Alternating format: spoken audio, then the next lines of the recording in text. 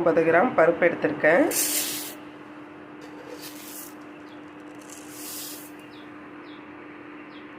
பருப்பு கழுவி எடுத்தாச்சு. இதில் வந்து சின்ன வெங்காயத்தை நம்ம க்ளீன் பண்ணி வச்சுருக்கோம். சின்ன வெங்காயம் போட்டுடலாம். 3 பச்சை மிளகா, 2 தக்காளி, 1 ஸ்பூன் மஞ்சள், பருப்பு வேகிறதுக்கு உப்பு, இது எல்லாத்தையும் நம்ம சேர்த்துட்டு நல்லா குழைய வேக வச்சு எடுத்துக்கலாம். 3 டம்ளர் தண்ணி, பெரிய டம்ளர் தண்ணி விட்டுருக்கேன். 1 ஸ்பூன் குழம்புத்தூள், கட் பண்ணி வச்சுருக்கேன் முருங்கைக்காவை அதில் ஆட் பண்ணிடலாம். நான் நார்லாம் எடுத்துகிட்டு க்ளீன் பண்ணி கழுவி வச்சுருக்கேன். அதில் ஆட் பண்ணி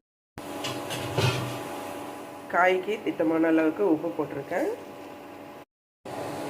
தண்ணி கொதிக்க வச்சுருக்கிறேன். காய்க்கு தேவையான அளவு உப்பு, 1 ஸ்பூன் மஞ்சள் பொடி, கருணக்கிழங்கு டைமண்ட் ஷேப்பில் கட் பண்ணி வச்சுருக்கேன். இதை இதில் ஆட் பண்ணி பருப்பு நல்லா குழைய வந்து போச்சு. நம்ம இதை சாம்பாரில் ஆட் பண்ணி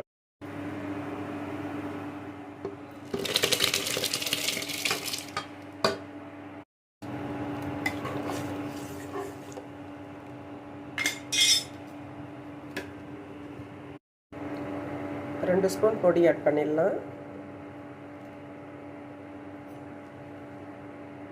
ஒரு 10 நிமிஷம் கொதிக்கட்டும்.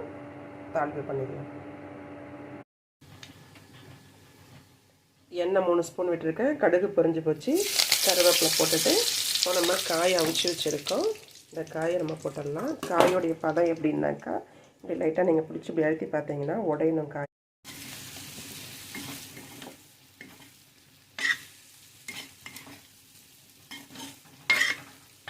இது சிம்மில் வச்சு ஒரு 5 நிமிஷம் மட்டும் சிம்மிலே வேகட்டும்.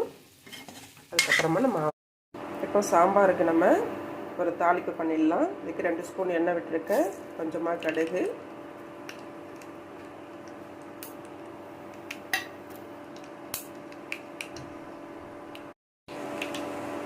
கடுகு பொரிஞ்சிடுத்து. தாளிப்புக்கு 2 காஞ்ச மிளகாய் கிள்ளி வச்சுருக்கேன். கொஞ்சமாக கருவேப்பிலை கிள்ளி வச்சுருக்கேன். இப்போ இதில் ஆட் பண்ணிடலாம்.